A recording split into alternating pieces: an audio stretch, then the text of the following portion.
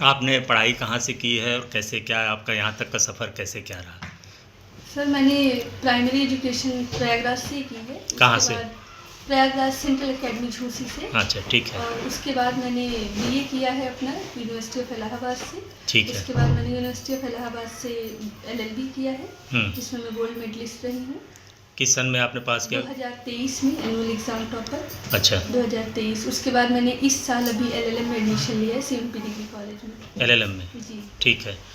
PCSJ को जो आपने छत्तीसगढ़ में इसको पास किया, इसके कैसे क्या तैयारियां की और पहली बार में ही सफलता मिली, क्या है इसके बारे में बताएं? नहीं सर, ये दूसरी बार है मेरा अटेम्प्ट। अच्छा। इससे पहले मैंने दिया था 2023 का, तो मेरा मेंस नहीं हुआ था। अच्छा। तो सर वही तैयारी का यही पर्सपेक्टिव है कि बेयर एक्ट वैक्ट बहुत अच्छे से पढ़ना रहता है। अच्छा। जो प्री के लिए और मेंस के लिए जजमेंट राइटिंग रहता है उसमें जी। तो उसके लिए एक बुक आती है रॉबिनजीत सिंह, मैंने उसी को मेनली फॉलो किया है। उसके अलावा बाकी जो कोर्ट के जजमेंट्स है लोअर कोर्ट के उसको पढ़ दीजिए, उसको डाउनलोड करके आइडिया के लिए पढ़ते रहते हैं। ये इसी से मैंने बेसिकली तैयार किया। कितने घंटे पढ़ती थी आप? रेगुलर पढ़ती थी या ड्रॉप करके? नहीं, अब एग्ज़ाम रहता है तो थोड़ा ज़्यादा हो जाता था, बाकी एग्ज़ाम नहीं रहता था तो 4 से 5 घंटे पढ़ते थे, और उसके बाद एग्ज़ाम हो जाता था तो फिर समय बढ़ जाता था। समय बढ़ जाता था फिर सब्जेक्ट के हिसाब से, सिलेबस के हिसाब से। अच्छा, इसके पहले कब दिया था एग्ज़ाम आपने? जो दूसरा अटेम्प्ट है आपका, ये पहला कब दिया था? इससे पहले मैंने 2023 में दिया था छत्तीसगढ़ जुडिशियल सर्विस का। तब तो प्री हो गया था, मेंस नहीं हो पाया था।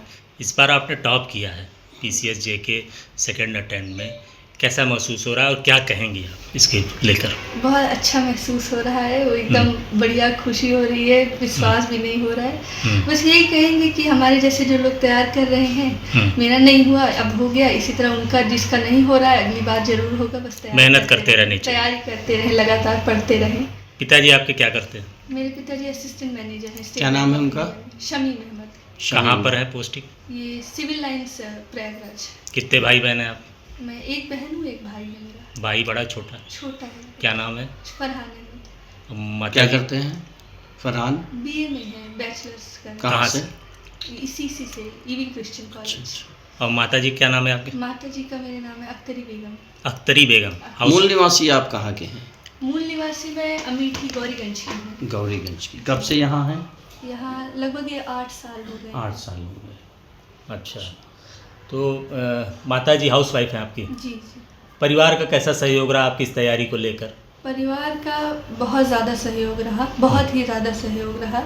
हर जगह पे मेंटली और कंफर्ट वाइज हर चीज़ में मम्मी पापा ने एकदम बढ़िया साथ दिया है। बिल्कुल प्रेशर नहीं था कि इस बार पास करना है, कि नहीं पास किया तो बड़ा दिक्कत हो जाएगी, कुछ नहीं, एकदम फ्री माहौल, फ्री माइंड, हर चीज़ फ्री एकदम। लड़कियां तो अमूमन डॉक्टर बनने की ज़्यादा ख्वाहिश रखती हैं, आप जज के लिए आपने अप्लाई किया, ये कहाँ से कहीं से आपको मिला या कुछ इस तरह का है? मेरे बड़े पापा थे, वो थे अपर जिला जज थे। अच्छा। तो उन्हीं से उनके डेथ हो गई, तो फिर मैंने सोचा कि नहीं मैं भी करती हूँ उनके जैसे, तो फिर मैंने एलएलबी में। क्या नाम था? उनका नाम था इसरार अहमद। कहाँ पे जज थे वो अपर जिला? वो लास्ट में जब उनकी डेथ हुई तो पोस्टिंग थी लखनऊ सचिवालय में। कब डेथ हुई उनके? कब हुई मम्मी? 2017। प्रेरणा वहीं से मिली आपको जिला जज बनने की? जी। अब जज आप बन जाएंगी तो क्या किस तरीके से आप अपने उसको नौकरी कैसे करेंगे, या लोगों के लिए जो गरीब हैं उनकी कैसे किस तरीके से न्याय दिलाएंगे? चूँकि अब आप बहुत ही महत्वपूर्ण पद पर बैठने जा रही हैं, तो क्या सोचा है इसके बारे में?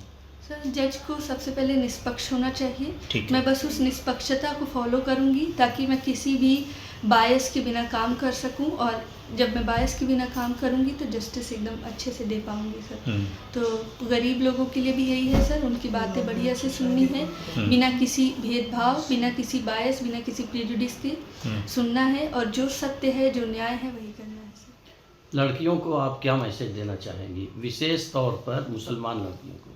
सर मैं यही कहना चाहूँगी कि पढ़ेंगी तभी आपकी स्थिति बेहतर होगी, और बस पढ़ाई ही एकमात्र सहारा है जो कि आपको एक अच्छी स्थिति में ला सकती है। तो पढ़िए, कुछ भी सपने देखिए, ज़रूरी नहीं जज ही बनिए, जो आपकी क्षमता में, जो आपके मन में है वही करिए, लेकिन कुछ करिए। मतलब आप पूरा नाम क्या लिखती हैं? मैं अंजुम आरा।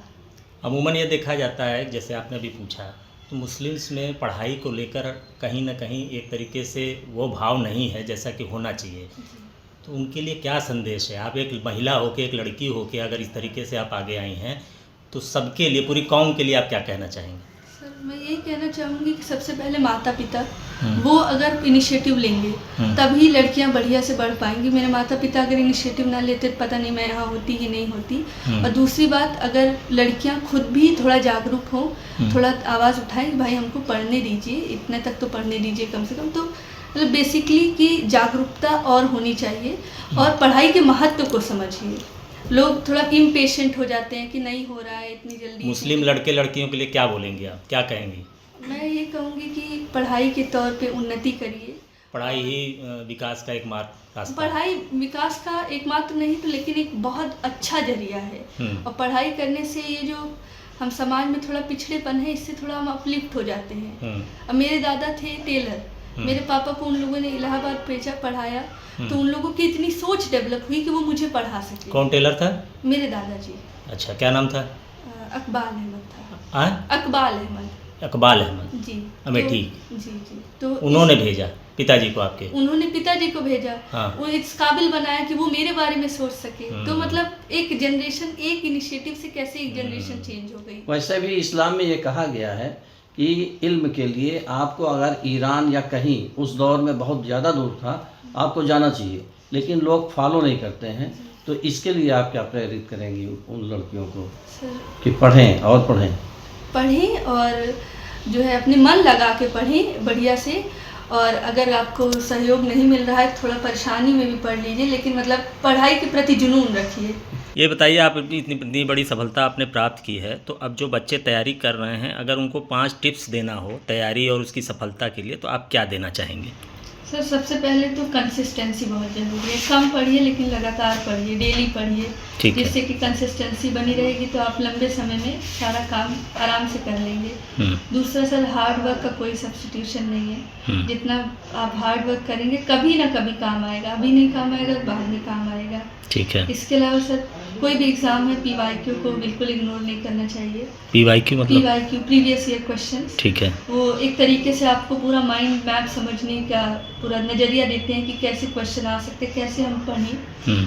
और इसके साथ सर धैर्य रखना बहुत ज़रूरी है कि आज मेरा नहीं हुआ तो इसे गिव अप नहीं करना है, आपको धैर्य रखना है, पेशेंस रखना है, क्योंकि बहुत लोगों का 5-5, 6-6 बार में होता है। तो अगर उन्होंने धैर्य नहीं रखा होता तो वो ये दिन ना देख पाते। ठीक है। तो हमें भी धैर्य रखना चाहिए। जब तक पेशेंस के साथ तैयारी करते रहिए। पेशेंस बहुत जरूरी है तैयारी। आपके राज्य की खबरें, आपके शहर की खबरें सबसे पहले जानने के लिए देखते रहें अमर उजाला। चैनल को सब्सक्राइब जरूर कर लें और पाएं हर अपडेट।